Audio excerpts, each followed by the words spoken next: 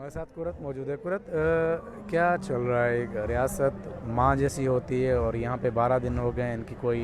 पुरसा हाल नहीं है, क्या कहना चाहेंगे इसके? रियासत बिल्कुल माँ जैसी होती है जब ये ख़वातीन और ये बच्चे जो हैं यहाँ पर अपनी माँ से ही इंसाफ का मुतालबा कर रहे हैं।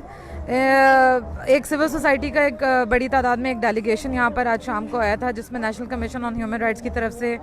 Anees Haroon, Provincial Commission on the Status of Women से Nuzhat Shirin, Human Right Commission of Pakistan से उज़मा नूरानी और उसके अलावा दूसरे एक्टिविस्ट साथी जिसमें आबदा अली, नगमा शेख और दूसरे साथी भी थे, नासिर मंसूर साहब भी यहाँ पर आए थे। और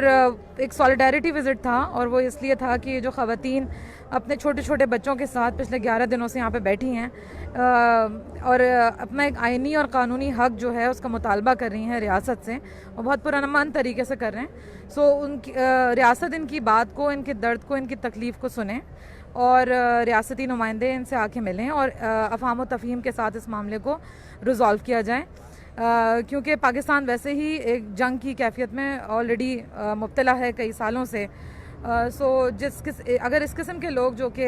अपने आप को मुल्क से वफ़ादार कहते हैं, मुहिब वतन कहते हैं और पाकिस्तान की सालमियत के लिए हमेशा दुआ गो रहते हैं, अगर उनको कोई शिकायत है तो मेरा ख्याल है कि रियासत को बहुत ही अफ़हाम व तफ़हीम के साथ इस मामले को हल करना चाहिए।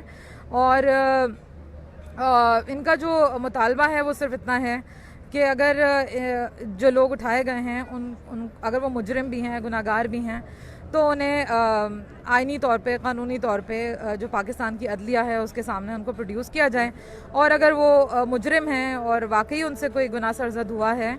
तो उनको करार वाकई सज़ा भी दें। लेकिन ख़वातीन का कहना है कि उनको बताया जाए कि वो लोग कहाँ हैं, किस हाल में हैं, और ये इनका कानूनी एक आइनी मुतालबा है। और 11वां दिन है रोज़े की हालत में। रमज़ान, आपको मालूम है कराची में कितनी गर्मी है। मुझे एहसास है इस बात का कि कितनी तकलीफ़ दह बात है कि अपने घरों से दूर यहाँ पे बैठे हैं, और मुझे इस बात का भी यकीन है कि जो रियासत में के जो अहदेदार हैं, जो रियासती इदारों में लोग बैठे हैं, वो भी दिल रखते हैं, उनको भी शायद इस तकलीफ़ का एहसास हो और इस मामले को अफ़हाम व तफ़हीम के साथ इंतहाई पुरअमन तरीके से इस मामले को रिज़ॉल्व किया जाए। कल जो मुंतज़मिन के ख़िलाफ़ जो FIR लॉन्च की गई है उसमें क्लियर लिखा गया है कि ये जो लोग यहाँ पे बैठे हुए हैं ये असले से लेस हैं और तोड़ फोड़ कर रहे हैं। हालांकि मैं 10-11 दिनों से यहाँ पे कवरेज कर रहा हूँ, मुझे ऐसे कोई लोग नज़र नहीं आ रहे, तो फिर FIR, इस किस्म की FIR दर्ज करने की ज़रूरत क्यों पेश आई? देखें, यहाँ पे जो ख़वातीन बैठी हैं और जो बच्चे बैठे हैं, अगर आप कैमरे का रुख उस तरफ भी कर लें तो मेरे ख्याल में इनके चेहरों पे देख लीजिए, मुझे ये ख़वातीन तो कहीं से दहशतगर्द, ये छोटे 4-4, 3-3 साल के बच्चे तो कहीं से दहशतगर्द नहीं नज़र आते। ना ही इनके पास मैंने कोई डंडा और इस किस्म का भी कोई असलहा जिसे आप कहते हैं, वो ऐसी भी कोई चीज़ कम अज़ कम हमने तो नहीं देखी। लेकिन अगर जो भी मामला है, मेरे ख़्याल में वक्त यह है कि इसको इंतहाई अफ़हाम व तफ़हीम के साथ जो है इस मामले को रिज़ॉल्व किया जाए।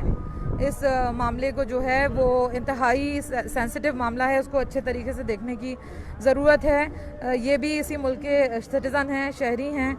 और इन ख़वातीन की कुछ कहानियाँ हैं वो सुन लें आके। मतलब ये 11 दिन से सिर्फ यही कह रहे हैं कि सदर मुमलिकत जो हैं आरिफ अलवी साहब,